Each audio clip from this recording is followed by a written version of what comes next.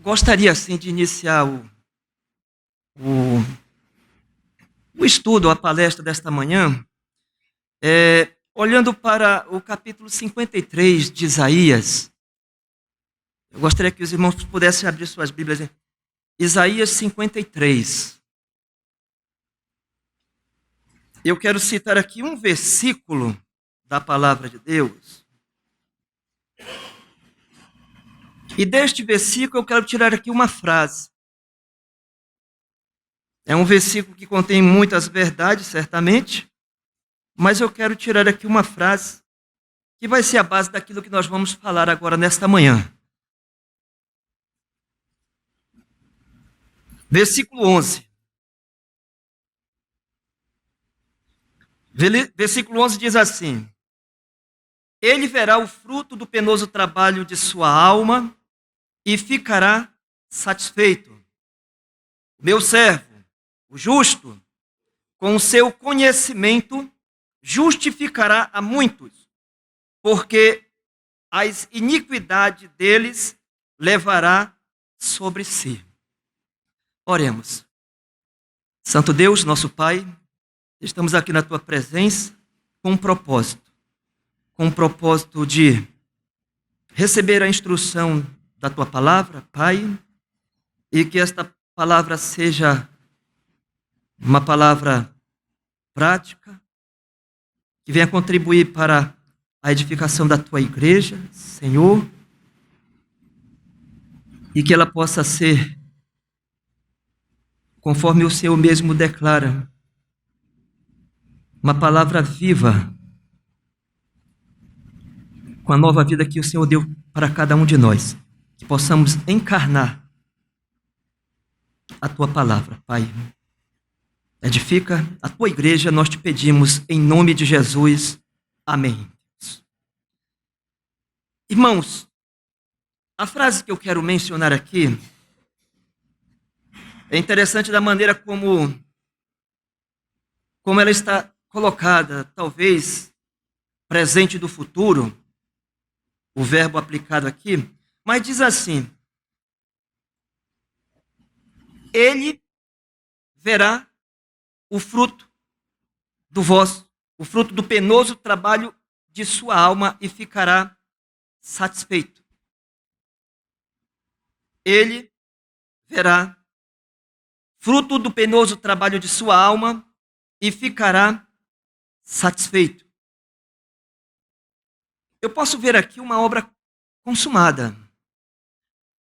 O Senhor, ele usa um mesmo termo quando ainda não tinha passado pelo martírio, mas ele já decretou aquilo que já era. Ele diz assim, João 17:4: Eu te glorifiquei na terra, ó Pai, consumando a obra que o Senhor me confiou. Então, a obra que nós estamos considerando é a obra da salvação. É uma obra completa, consumada, concluída. E quando eu digo assim, ele verá o fruto do penoso trabalho de sua alma e ficará satisfeito. Eu quero direcionar que ele está falando da salvação, está falando da igreja salva. A igreja salva, perfeita, glorificada. Ele verá o fruto do penoso trabalho de sua alma e ficará satisfeito. Então, nós, considerando esta definição, esta obra consumada, por exemplo, virando aqui para o 55,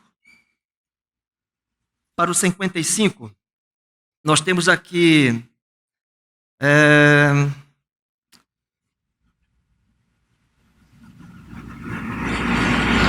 vamos considerar o versículo 10. Aqui numa pregação poderemos considerar a partir do versículo 6, né? Trazendo algumas informações no 7, 8 e 9, algumas comparações. Versículo 10 diz assim: Porque assim como descem a chuva e a neve dos céus, e para lá não tornam, sem que primeiro reguem a terra e a fecundem, e a façam brotar para dar semente ao semeador e pão ao que come. Versículo 11. Assim será a palavra que sair da minha boca, não voltará para mim vazia, mas, talvez, não, fará o que me apraz e prosperará naquilo para que a designei. Então, a palavra de Deus, ela vai encontrar lugar e vai fazer a obra que ela propõe fazer. Não tem como escapar disso. A questão é nós nos encontrarmos nesta palavra. É nós nos identificarmos com o que está escrito aqui. Se Deus diz que vai salvar um pecador completamente, vai. A salvação depende de Deus. Começa e termina com Deus. Não depende de nós. Ele nos concede a sua graça e nós reagimos mediante esta graça. Por exemplo, a parábola do semeador fala ali, digamos, 100% da semente que representa a palavra de Deus. 25 cai no caminho, 25 cai no meio das pedras, 25 entre os espinhos, mas 25 caem em terra boa, em boa terra. E essas 25 que caem em boa terra, ali está escrito ali que ela vai prosperar. Não diz que talvez ela prospere. Ela vai prosperar. Então, o que eu quero dizer? Eu creio que a palavra de Deus na minha vida caiu em terra boa. E aquilo que está declarando aqui na palavra de Deus que não pode falhar, vai acontecer na minha vida. Eu tenho tão somente que tomar posse e me identificar com aquilo que é, digamos, positivo. Que traça o caminho que eu devo seguir. Aquilo que vai realmente me conduzir ao reino celestial. Porque há palavras aqui, é tipo assim, alguém que declara ser crente em Jesus Cristo e Deus aponta, é por aqui, meu filho, o caminho. E o camarada vai num sentido totalmente ao contrário. Não tem compatibilidade. Tem coerência aí. Quando o Senhor Jesus lidava ali com os fariseus, ele pregando ali no capítulo 8, diz que muitos ouvindo aquela mensagem creram nele. E ele falou, olha, Jesus falou para os fariseus 8:31. Se vocês, diz assim, Jesus falou àqueles judeus que haviam crido nele, se vocês permanecerem nas minhas palavras, sereis verdadeiramente meus discípulos. Sereis verdadeiramente meu discípulo. E logo em seguida, ali há uma discussão, e eles declarando que são filhos de Abraão e são filhos de Deus. E o Senhor aponta ali uma incompatibilidade. Se vocês são filhos de Deus, vocês têm que agir como filho de Deus. Mas vocês não estão querendo agir como filho de Deus, vocês estão querendo me matar. Então, temos que tomar aqui a palavra da maneira como Deus a declara, de maneira positiva, apontando o caminho, e devemos aplicar na nossa vida, como o irmão César falou. Conhecimento pode haver, mas a praticidade talvez não. Então é preciso encarnar, assim, a palavra de Deus. A declaração de fé, a profissão de fé pode existir, mas precisamos abraçar e abraçar de maneira integral. Não simplesmente buscar aplicar certas passagens, mandamentos, conselhos da palavra de Deus, deixa outros de fora. Quando Jesus lidava também ali com os fariseus, ele disse que vocês dão o dízimo, hortelã, coentro, cominho, mas negligenciam as coisas principais da lei. Misericórdia, amor, fé. Deviam fazer isso sem omitir aquelas outras, ou seja, abraçar. Quando nós aceitamos Cristo como nosso Salvador, esse aqui é o nosso livro guia. É uma palavra, ela faz descrição, mas também ela faz prescrição. coisas práticas para assim abraçarmos. Irmãos, tudo começa com Deus. Eu quero pegar assim, por exemplo, o texto de Efésios capítulo 2, muito extremamente conhecido, Efésios 2, 8. 2:8 diz assim: porque pela graça sois salvos, mediante a fé. E isso não vem de vós, é dom de Deus. O 9 deixa bem claro que não é por obras a salvação. Né? O homem não vai ter como se gloriar de que ele conquistou a sua salvação. E no versículo 10 estão feitura dele, criadas em Cristo Jesus para boas obras. E essas obras Deus já preparou. São obras preparadas por Deus. E eu digo, quando alguém se converte ao Senhor, ele precisa fazer, digamos assim, uma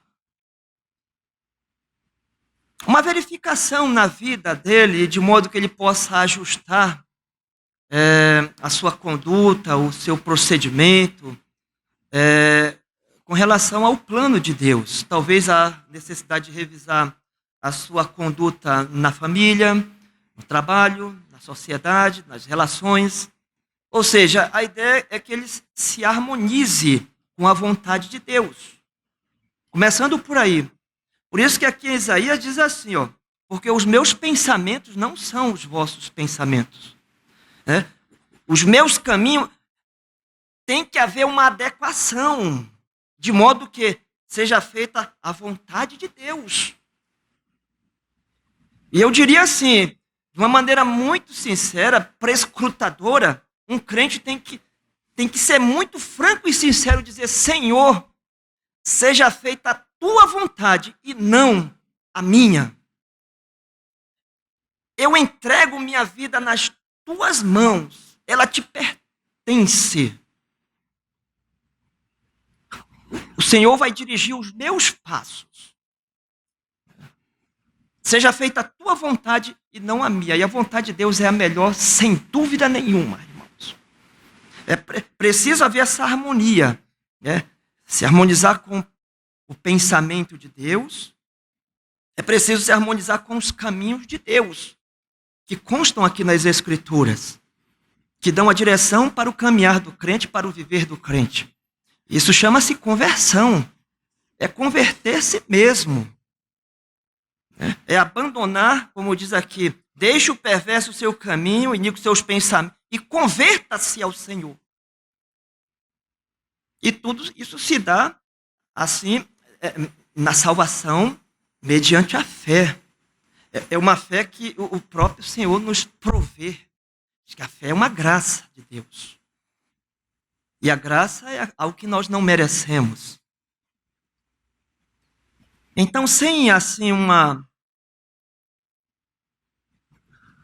consideração de especular a salvação de alguém, nós estamos hoje aqui para nos deparar diante das Escrituras e aplicá-la devidamente conforme a necessidade. Todos aqui estão no estágio espiritual, certamente. A santificação é um processo, alguns estão assim, outros assim, mas somos ordenados a progredir. Não podemos ficar parados, estagnados. Né? A obra que Deus realizou, ela se consumará, digamos, plenamente, ou na experiência, na glorificação, quando Cristo vier. Mas enquanto o Senhor estiver deixando-nos aqui nesse mundo, nos dando cada dia de vida, nós devemos fazer o que deve ser feito. E a palavra de Deus nos traz, assim, orientações práticas que nós devemos aplicá-la em nossas vidas. Pela graça, sois salvos, mediante a fé. A graça não é algo que merecemos, mas somos contemplados com essa misericórdia do Senhor. E a graça, a Bíblia diz que ela é superabundante. É tipo como nós vamos comprar um carro, por exemplo, ao comprar um carro, nós podemos fazer opções de algumas, digamos, equipamentos, ou queremos com som, queremos com ar-condicionado? Não, não queremos com teto solar. Queremos blindado? Queremos. Vidro. Então, há essa, comprando um carro, nós fazemos essas opções, de ter um carro super equipado, negar uma coisa e deixar outra, ok. Mas a graça superabundante de Deus, não temos opções. É um pacote completo. É um pacote completo que um pecador recebe da mão do Salvador. É um pacote completo. Eu quero ler a passagem agora, e nós vamos entrar no contexto prático agora da palavra. Eu queria que os irmãos tivessem assim, essa introdução, esse entendimento.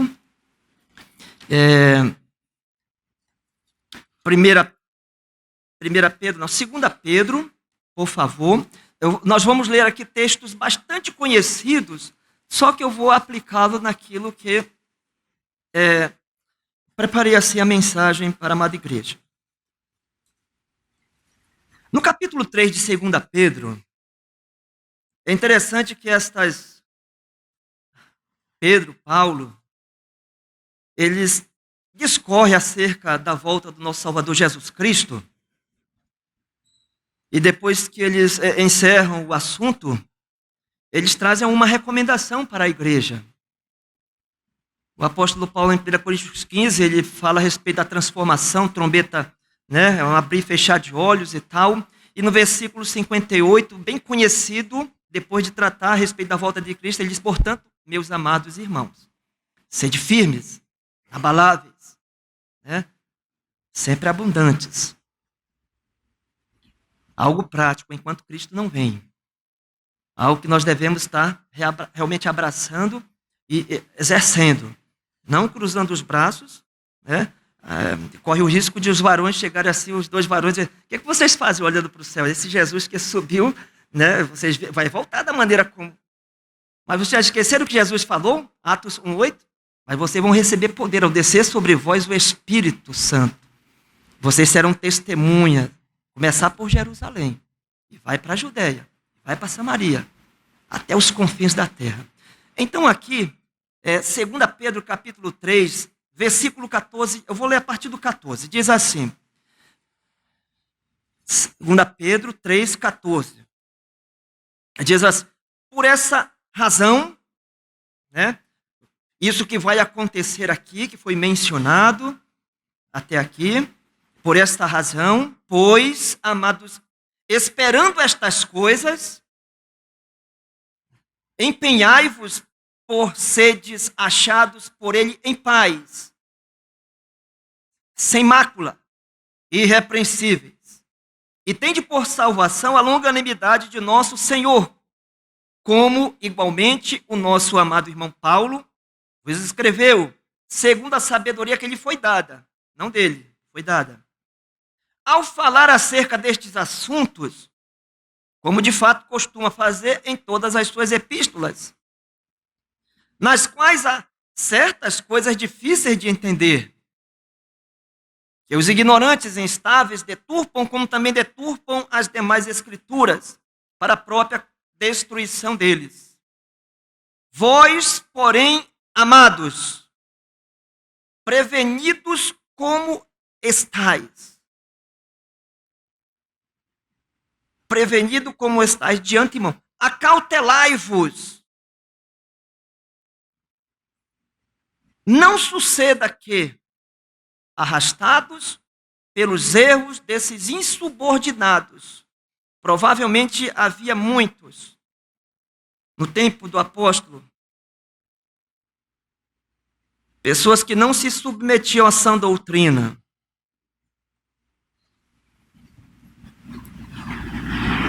eram pessoas, hoje nós temos muitos.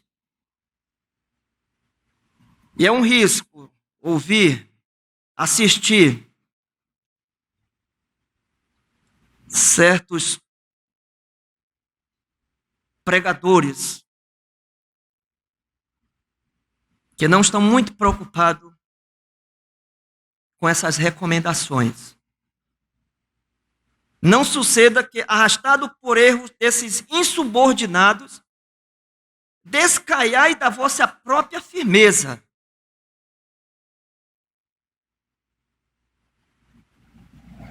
Irmãos, assim, abrindo um parênteses,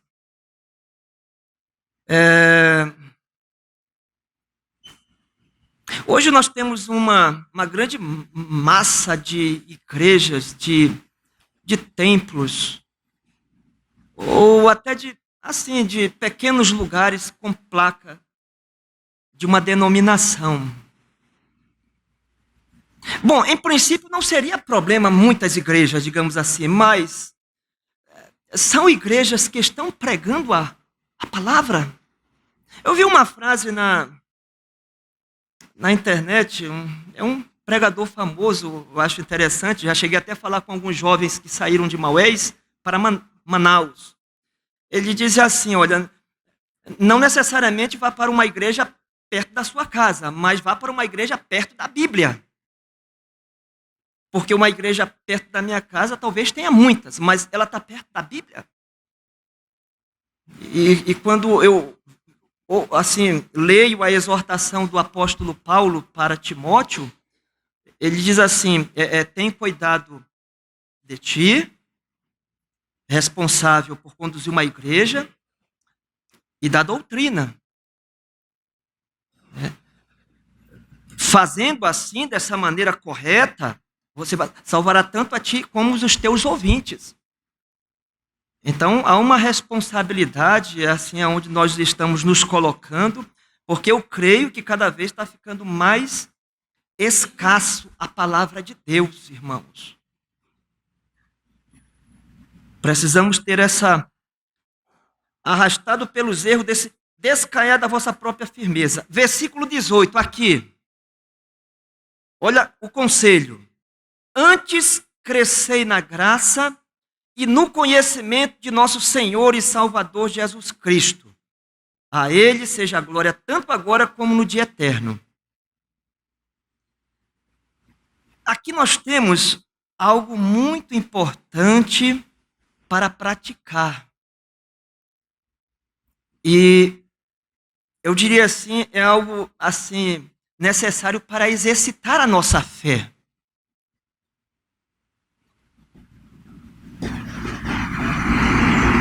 Como eu falei, a salvação vem como um pacote.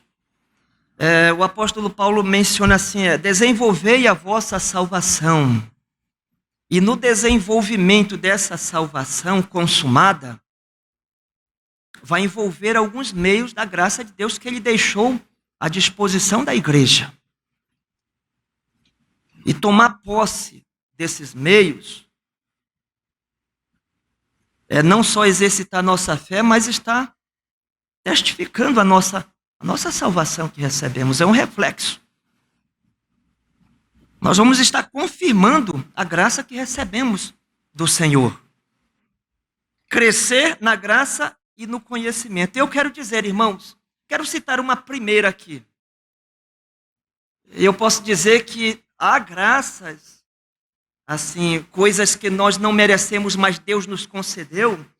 E, de uma maneira espiritual, devemos entender isso como um privilégio. Um privilégio. Por exemplo, é provável que na imaturidade de alguns, algumas graças do Senhor possam ser indesejáveis. Mas Deus nos deu.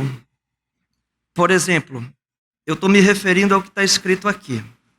Filipenses capítulo 1.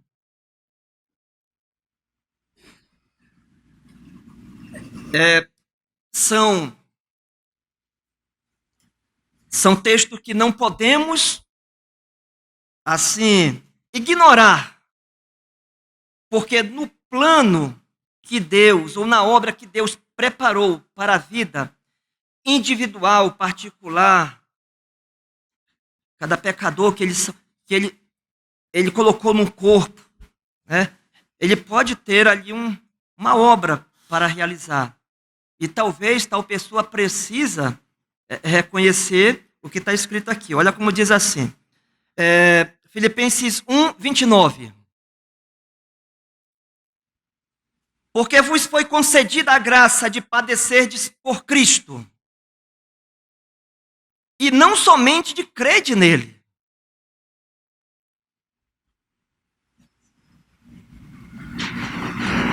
Seria aqui a graça de sofrer por Cristo, por amor a Cristo, por fidelidade a Cristo?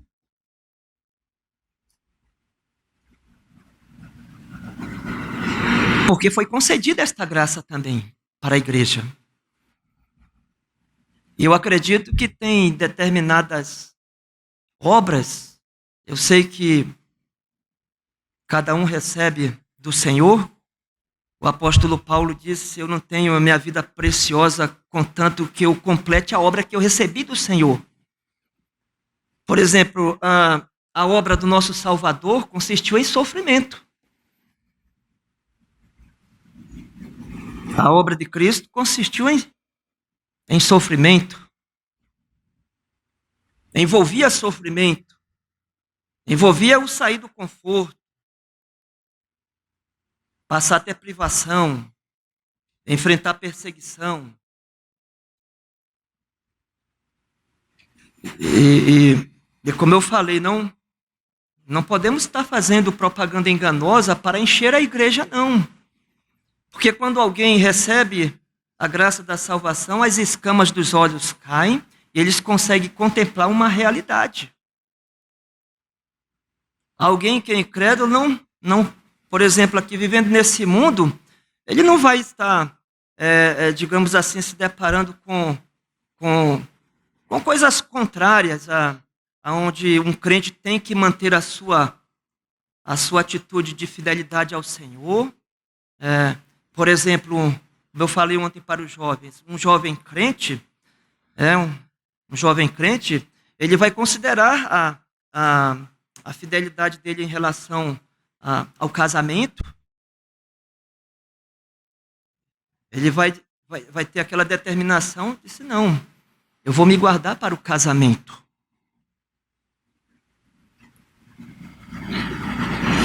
Eu vou me guardar para o casamento. Embora eu venha a sofrer zombaria, embora que eu venha a sofrer escárnio, é um tipo de sofrimento ali psicológico, mas ele decidiu. É preciso decidir. E muitos, por sustentar a sua fé, padecem. É bíblico. Nosso Senhor, a obra que ele realizou consistia em sofrimento. O apóstolo Paulo e os outros apóstolos também. Não é algo que nós devemos procurar. João e Pedro foram açoitados, porque pregavam e ensinavam em nome de Cristo, mas eles saíram regozijando, achando digno de receber afronta pelo nome do Senhor. Daí vem a importância, assim, irmãos, assim dizer, Senhor, seja feita a tua vontade. É essa a tua vontade? A maneira que eu vou glorificar o teu santo nome? As conversões no Oriente, acho que bem difícil não serem verdadeiras, porque ali paga com a própria vida, porque, por exemplo, um muçulmano é proibido se converter. E se não for a obra de Deus, ninguém brinca de ser crente lá, não. É a própria vida da pessoa que está em risco. Graça de padecer, de sofrer. Porque não podemos colocar condições para o Senhor se nós somos servos. Por isso que eu digo assim, eu puxo muito pelo íntimo do coração e dizer, Senhor, seja feita a tua vontade. Ali no livro de Lucas, o Senhor passando alguém e, Senhor, eu vou seguir para onde o Senhor for. E o Senhor diz, é preciso renúncia, olha. As aves têm ninho, as raposas povis, mas o Filho do Homem não tem onde recostar a cabeça. Então, há tipos de obra que é preciso realmente sair da zona de conforto. Outro diz, Senhor, eu quero ir, mas deixa eu enterrar primeiramente o meu pai. O outro, deixa eu despedir-me da minha família. Colocando condições para servir ao Senhor. Então, posso dizer que é um pouco complicado o Senhor fazer a obra. Quer dizer, vai ser feita a vontade da pessoa e não a vontade do Senhor. Nós temos que a chegar ao Senhor e dizer, Senhor, eis-me aqui. Eis-me aqui. Porque se Ele te preparou uma obra, Ele vai te conceder graça para realizar. Sem dúvida nenhuma. Como eu falei, eu não fui para Maués na minha própria força. Se Deus não tivesse... Mas eu fui muito franco com Deus. Senhor, está nas tuas mãos. Eu arrisquei várias vezes escandalizar aqui, dia de terça-feira, nesse templo antigo, quando o pastor Fred sentado, ali exortando a questão missionária, de escandalizar no sentido de me levantar, que dava vontade de dizer assim, Senhor, eis-me aqui. Aquela chama, assim, aquela vontade. É de se doar, de se deixar gastar em prol da obra de Deus. A ceia do Senhor, exorto muito os irmãos a não deixar de vir, porque verdadeiramente é um renovo, essa lembrança de alguém que tomou o nosso lugar. Porque se essa lembrança não estiver firme na nossa mente, temos a tendência de esquecer. E uma vez esquecendo, vem a ingratidão.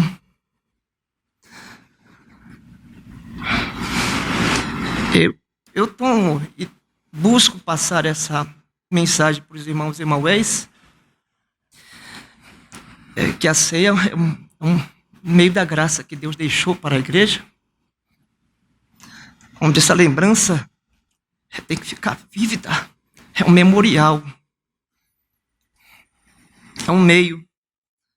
Irmãos, não somente a graça de sofrer, não podemos ser omissos, porque se isso for parte da obra que Deus quer realizar na vida individual particular, que vai envolver o sofrimento, que você diga que assim seja, Senhor. Uma outra graça que eu quero mencionar aqui também, talvez,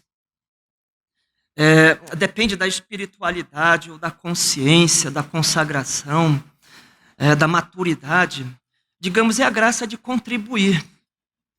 A graça de contribuir. Talvez para muitos, não sei, não quero julgar ninguém, cada um realmente faça o seu próprio julgamento. Talvez precisem considerar essa graça que você recebeu de Deus, sendo um crente em Jesus Cristo, para, assim, contribuir voluntariamente, com alegria,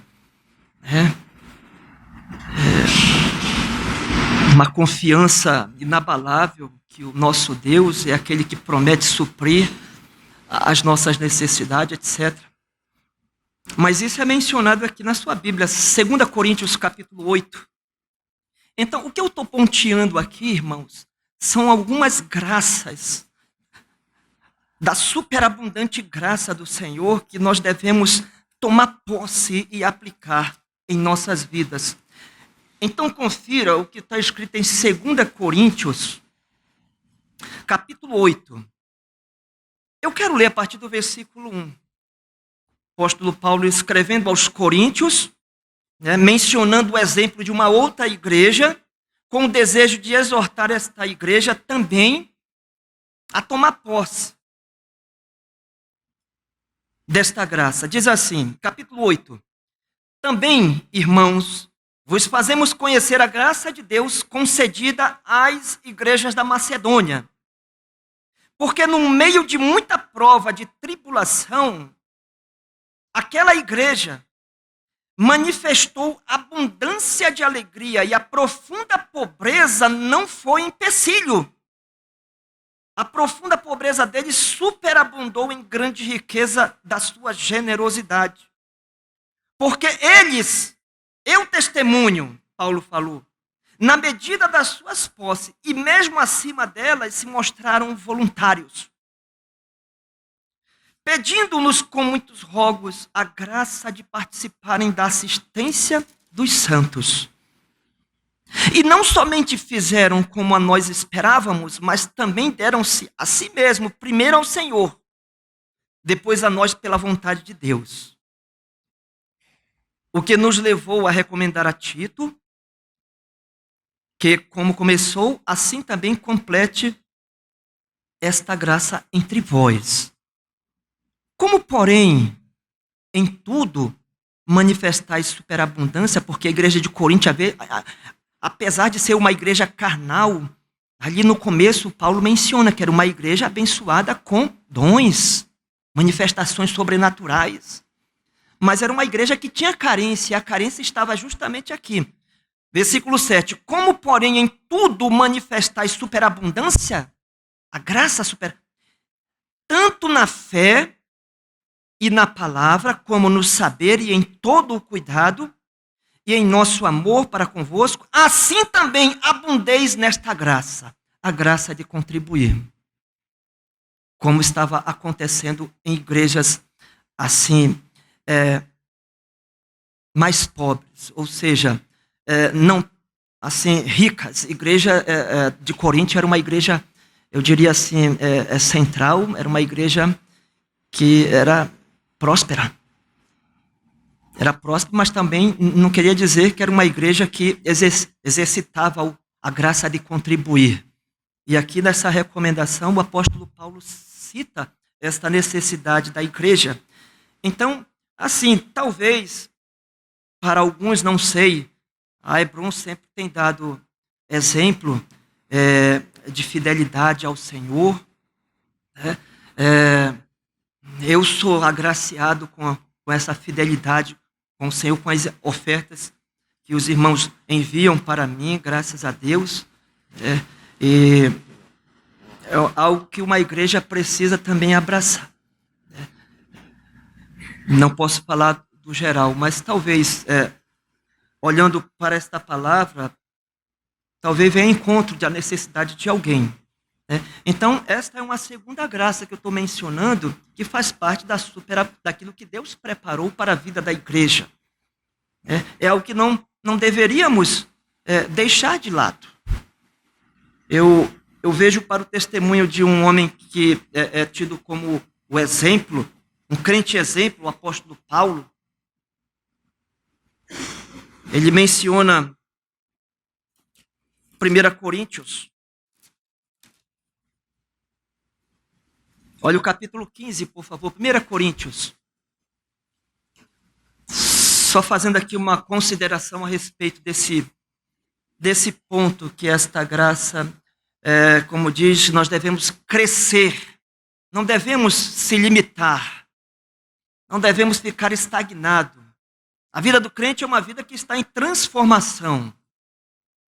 Então, o apóstolo, ele menciona aqui no capítulo 15, olha o versículo 10, irmãos. Mas pela graça de Deus, sou o que sou. Aqui. E a sua graça, que me foi concedida, não se tornou vã, inútil. Antes, ele especifica aqui, trabalhei muito mais do que todos eles, todavia, não eu, mas a graça de Deus comigo. Porque ele mesmo disse que é Deus que opera tanto querer como realizar. Então, é uma responsabilidade, digamos, do crente, até onde eu quero chegar. Porque é até onde Deus vai fazer. E alguém que tem a sua vida assim, entregue nas mãos do Senhor, grandes obras o Senhor faz, meus irmãos. É só ver essas biografias que eu li num seminário de homens que dedicaram sua vida, meus irmãos. Normalmente não pensamos assim, eu diria assim, se você dedica a tua vida a grandes obras, vai surpreender. Eu nunca imaginei assim o plano que Deus tinha preparado para mim. Só que eu disse assim, Senhor, eis-me aqui. Então, eu titubeei, Deus confirmando ali o meu chamado, eu dei um passo atrás, porque a noção, a consciência era muito vívida da responsabilidade de uma função, eu diria, vitalícia para toda a vida, pesou muito. Mas eu fui revestido da graça de Deus. E por isso que eu disse, eis-me aqui, Senhor. Eis-me aqui. Mas pela graça de Deus, sou o que sou. E a sua graça que me foi concedida para uma obra, não se tornou vã. Antes trabalhei muito mais do que todos eles. Todavia, não eu, mas a graça é uma obra operante. Realizando aquilo que Deus propôs, aquilo que vai acontecer. Sem dúvida nenhuma. Precisamos tomar posse. Precisamos nos identificar com a obra que o Senhor entregou nas nossas mãos. Nem todos têm a mesma função no corpo de Cristo, mas todos receberam pelo menos um dom, pelo menos um talento para investir no serviço do Senhor, etc. Eu quero mencionar uma outra graça que é dita aqui nas Escrituras, irmãos. 1 Pedro 4,10, né, que é um ambiente, eu digamos assim, que é mais bem aplicável, que é o âmbito da igreja organizada, mas que é necessário que os membros da igreja, os crentes em Jesus Cristo,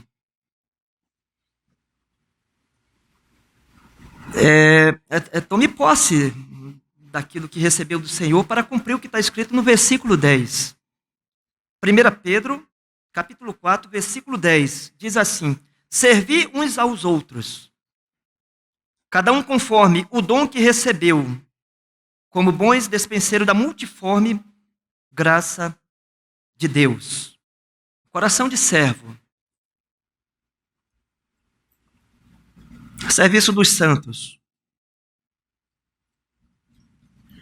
Utilizando aquilo que foi capacitado para fazer dentro da igreja. Por isso que ali no desenho que Paulo faz do corpo, capítulo 12 de 1 Coríntios, ele menciona e deixa bem claro que cada membro tem uma função. Nenhum é dispensável.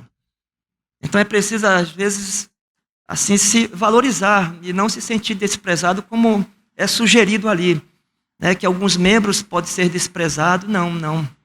Todos têm um valor. Talvez dentro da igreja, eu sempre menciono e lembro de chegando aqui pela primeira vez, nas primeiras vezes, meio assim, envergonhado, meio que num ambiente diferente. Edivaldo, Ronaldo, assim, com a espontaneidade deles, a receptividade deles, iam lá comigo e me abraçaram, e me faziam sentir bem. Me fizeram sentir bem, né? Fui bem recebido. E foi algo maravilhoso, porque eles exercitam essa atitude receptiva, eles conseguem perceber necessidades, né, Talvez alguns aqui tenham dom da exortação.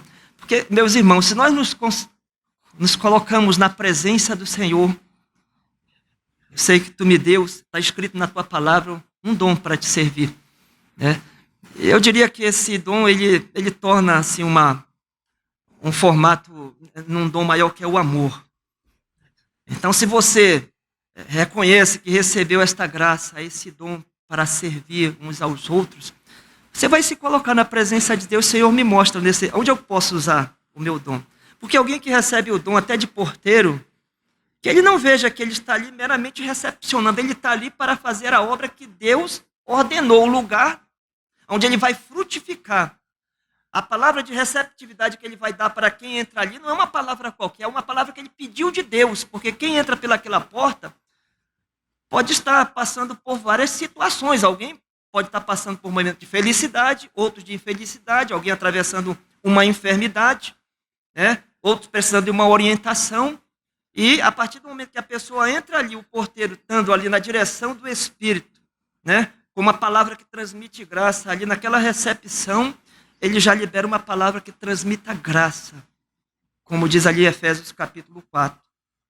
Primeiro vem negativamente, dizendo: não saia da vossa boca nenhuma palavra torpe, mas unicamente a que for boa e transmita graça aos que ouvem, conforme a necessidade.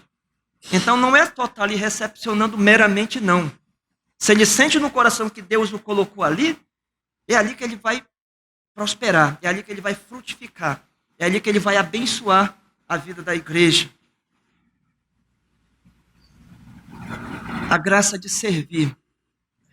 Nós temos aqui, um grupo grande de pessoas, certamente todos têm uma realidade,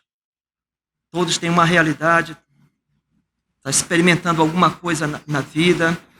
E eu digo, quando a igreja tem esse mútuo interesse, Deus mostra aquele a qual você vai, numa conversa informal, vai até capturar alguma coisa e vai ser o instrumento de Deus para abençoar, orientar e dar um direcionamento. Isso que eu estou mostrando aqui, irmãos, são coisas práticas que foi providenciada por Deus para o nosso benefício.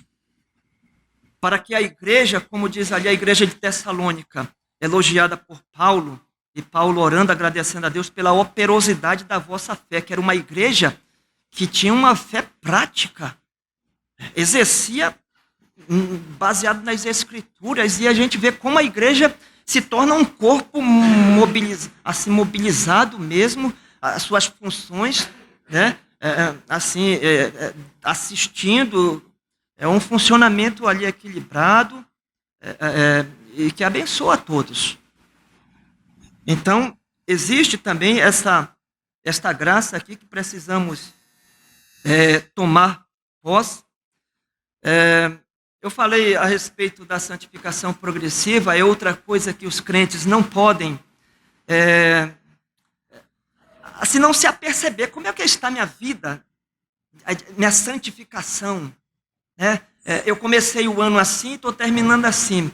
Quer dizer, estamos chegando no final do ano, então é importante ver progresso. Comecei o ano aqui com algumas coisas que eu até compreendia que não agradava a Deus, adotando alguma coisa mundana que não contribuía assim, com a minha vida espiritual. Pelo contrário, era como se fosse algo que sugava, abandonar, se despojar. Por exemplo, aqui nós temos 1 Tessalonicenses, capítulo 4. 1 Tessalonicenses, capítulo 4, que diz assim, olha só.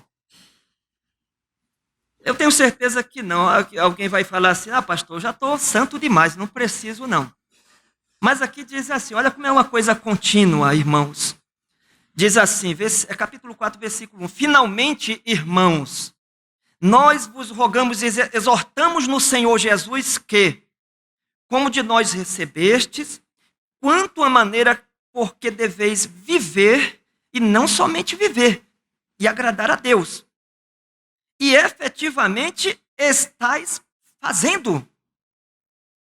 Porém, eu quero dizer, continueis progredindo cada vez mais. E o que o apóstolo vai falar aqui é sobre santidade de vida, santificação progressiva. Santificação progressiva. E nós estamos nesse processo de transformação. O nosso alvo é a imagem do nosso Salvador Jesus Cristo. Talvez a falta de uma consciência mais prática da parte da igreja, a manifestação do fruto do Espírito seja impedida, irmãos, porque o Espírito Santo veio com um propósito: convencer o pecador e operar uma transformação na vida dele. Você vê que ali, em Gálatas, que diz que nós temos que andar no Espírito, né? Ser dominado pelo Espírito, estar sob a direção do Espírito Santo, para não satisfazer a seus desejos da carne. E se diz que o verdadeiro crente sabe muito bem a guerra que ele enfrenta dentro dele. Eu sempre falo para os meus irmãos, eu tenho tentações e eu luto contra elas. E vou para a Escritura e diz que não reine mais o pecado no vosso corpo mortal. Eu fui liberto, eu reivindico a verdade, aquilo que realmente está declarado na Bíblia. Eu não sou mais escravo do pecado, né? Posso ser até tentado, sim. Mas como diz ali, bem-aventurado o homem que resiste com perseverança à tentação, né? Aí eu penso lá na glória do porvir, né? Na coroa que vai ser assim dada. Glória a Deus por isso. Irmãos, tudo está preparado para o céu. Tudo. Eu quero só finalizar agora, né, com um texto. O pastor leu lá em Maués quando foi. Tudo está preparado, mas precisamos ter mais praticidade. Talvez anotar à parte algumas coisas que realmente todo crente precisa estar inteirado, precisa realmente estar lançando mão e aplicando na sua vida. Então, essa é a última campanha, né? Tá. Olha aqui, ó, vamos fazer a última leitura aqui. 2 Pedro, olha só. 2 Pedro, como nós lemos, somos salvos pela graça mediante a fé. Tudo começa com a fé. Porque a fé redentora, meu irmão, ela vai fazer aquilo que Deus determinou. Não tem como. Nós precisamos só reagir àquilo que Deus disse que faz. Aqui. 2 Pedro, capítulo 1. Ó, o meu título aqui é muito pertinente. A partir do versículo 3, diz assim: a prática progressiva das graças cristãs e seu resultado, visto como pelo seu divino poder nos têm sido doadas todas as coisas que nos conduzem à vida e à piedade, pelo conhecimento completo daquele que nos chamou para a sua própria glória e virtude, pelas quais nos têm sido doadas as suas preciosas e muito grandes promessas, para que por ela vos torneis coparticipantes na natureza divina, livrando-vos da corrupção das paixões que há no mundo. Porque quanto mais nós nos aproximamos de Deus, menos o mundo perde força na nossa vida. Versículo 5, por isso mesmo, vós, reunindo toda a vossa diligência, associai com a vossa fé. Tudo começa com a fé. A virtude. Digamos que a virtude é a bondade, um atributo de Deus, algo que tem que estar na vida do crente. O crente precisa exercitar bondade. Bondade. Com a virtude, o conhecimento. A busca, irmãos, do conhecimento do Deus Todo-Poderoso, Criador dos céus e da terra. Aquilo que está aqui na sua palavra. Com o conhecimento, o domínio próprio, né? Um refreamento, até mesmo uma temperança, de modo que a gente possa resistir e julgar o bem e o mal e decidir pelo bem. Com o domínio próprio, a perseverança, continuar seguindo e servindo ao Senhor, mesmo com dificuldades. Não desiste, porque perseverança é uma graça do crente. Com a perseverança, a piedade, uma vida mesmo de temor a Deus, uma vida de consciência que Deus é onipresente, está em todo lugar. Com a piedade, a fraternidade. Fraternidade que envolve irmãos em Cristo, a igreja. E de uma maneira diferenciada com a fraternidade, o amor que contempla os demais, ou o mundo, posso dizer assim, onde demonstramos o mesmo amor de Deus quando nós nos dedicamos até pela salvação de um pecador perdido. É onde a igreja precisa, irmãos, eu diria assim, expressar cada vez mais, compartilhar da graça que recebeu, irmãos. Cada crente em Jesus Cristo, não só na igreja, mas fora da igreja, compartilhando o evangelho, testemunhando, apresentando Cristo com a tua vida. Fazer isso de maneira planejada, conversa com Deus, Senhor, me dê a oportunidade. Planejada, de maneira proposital. Você tem o propósito de fazer aquilo. Ocasional, vai ter ocasiões que Deus vai te dar oportunidade. Porque se há o desejo de servir ao Senhor, de usufruir mesmo e colocar em prática a graça que Deus vai te dar, toda a condição para que isso aconteça. Amém? Oremos. Senhor Deus, muito obrigado, Pai, pela tua palavra. É instrutiva, prescritiva e nos dá, Pai, a orientação devida para o nosso correto proceder na tua presença, Senhor. Que possamos, com muita sinceridade e dependência do Senhor no coração, declarar. Salmo 119, 105. Lâmpada para os meus pés é a tua palavra e luz para os meus caminhos. Que o Senhor faça prosperar, Senhor, a tua palavra em cada coração para a edificação da tua igreja. Em nome de Jesus. Amém, Deus.